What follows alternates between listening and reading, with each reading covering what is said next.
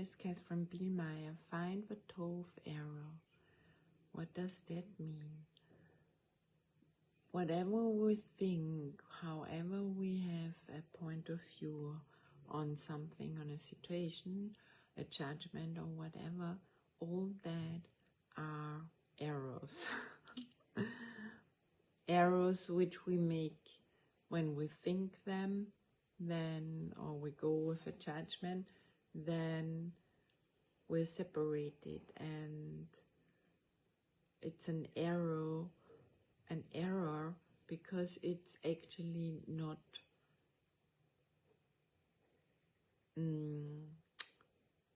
your full truth. It's not the reality, but it becomes real when you think it. Great. So today we have being awake is our natural state, which can easily enter our experience if we give up our resistance to the things and events of the world. What is, and what is not is not. Once we understand that, what is our path to peace, we will be able to experience the peace we seek.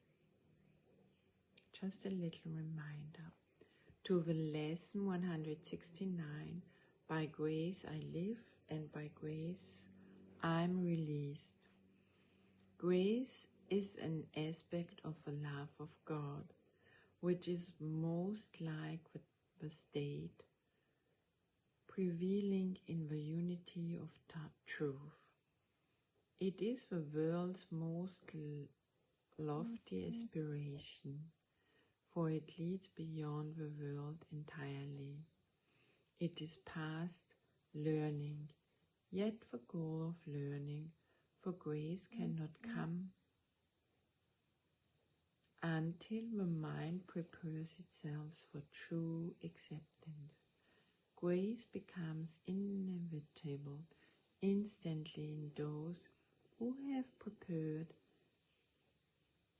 a table where it can be gently laid and willingly received, an altar clean and holy for the gift.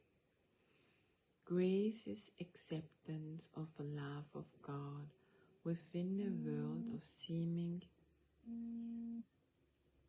hate and fear.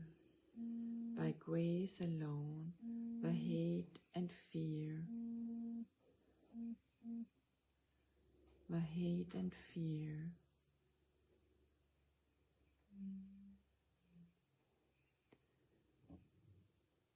are gone, for grace presents a state so opposite to everything the world contains that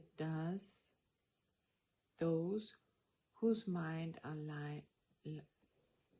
lighted by the gift of grace cannot believe a world of fear is real. Grace is not learned. The final step must go beyond all learning. Grace is not the goal this course aspires to attain, yet we prepare for grace in that an open mind can hear the call to awaken. It is not shut tight against God's voice.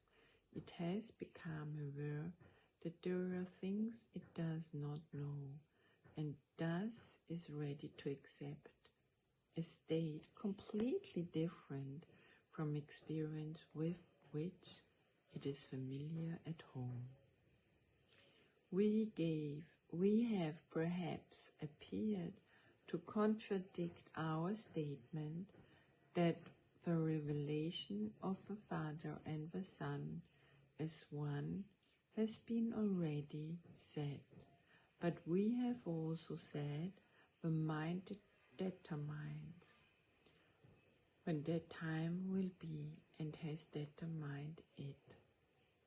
And yet we urge you to bear witness to the word of God, to hasten the experience of truth and speed its advent into every mind that recognize truth's effects on you.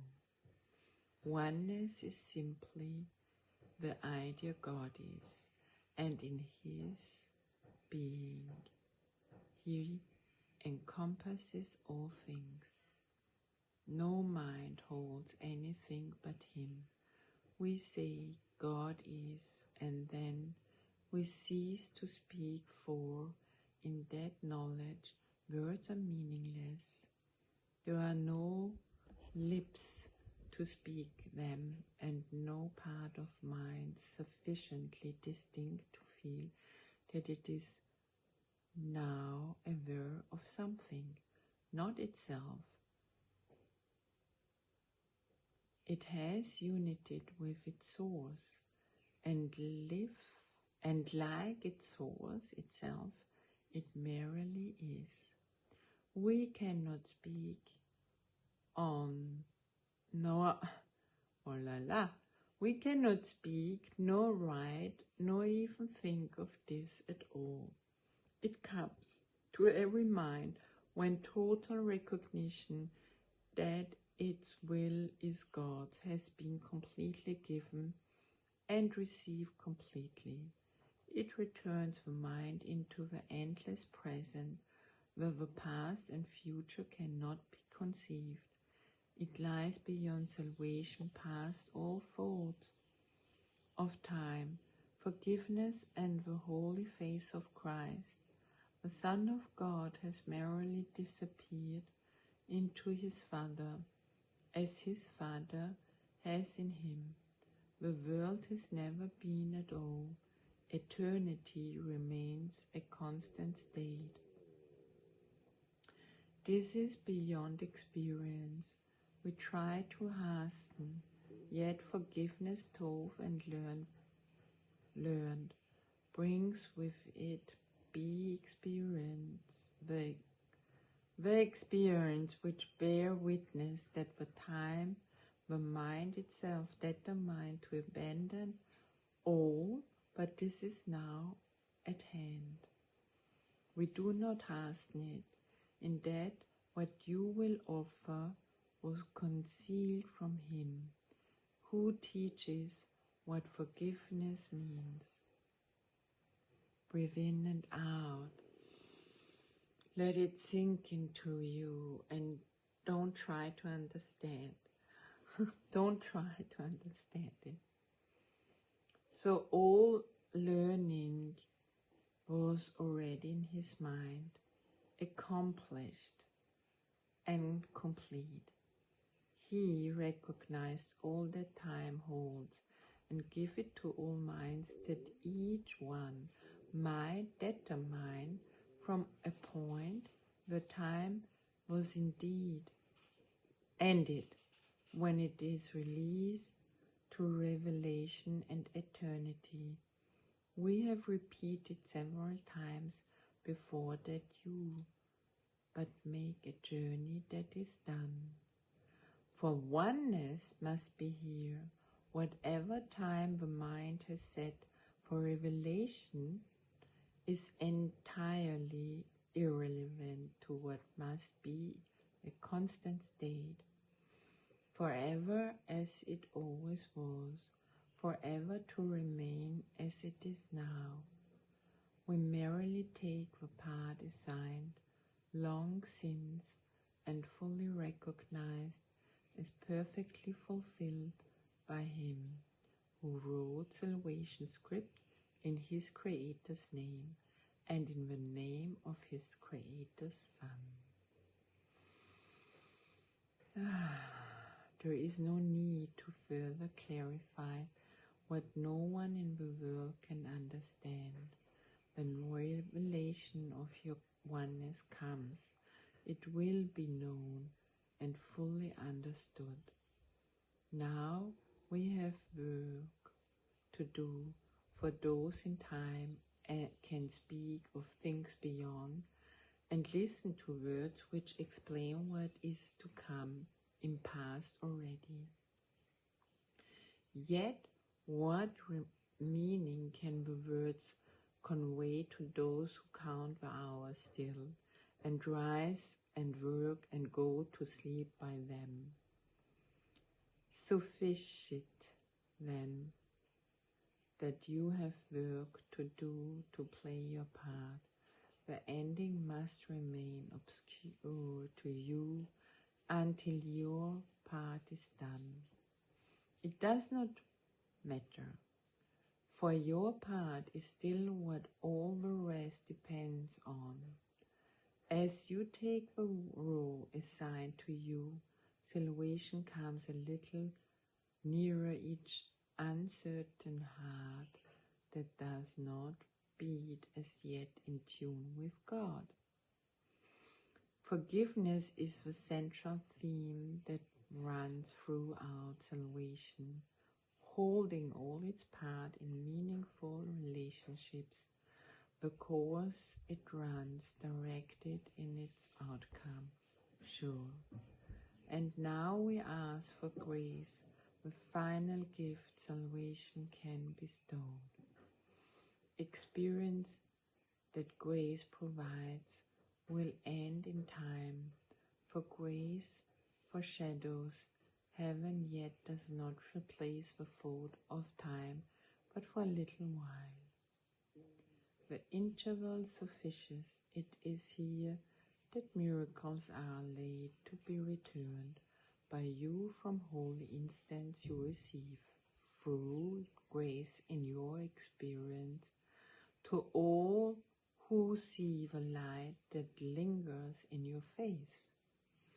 What is the face of Christ but his who went a moment into timelessness and brought a clear reflection of the unity he felt an instant back to bless the world?